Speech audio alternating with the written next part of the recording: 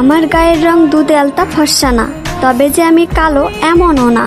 আমি এতটাও সুন্দর না যে আমার দিক থেকে চোখ ফিরানো যাবে না, তবে আমি এতটাও কুৎসিত না যে আমার দেখতে ইচ্ছা করবে না। আমার কোমর ছাপানো চুল নেই, তবে আমার চুল ঘাড় অব্দি খাটোও না।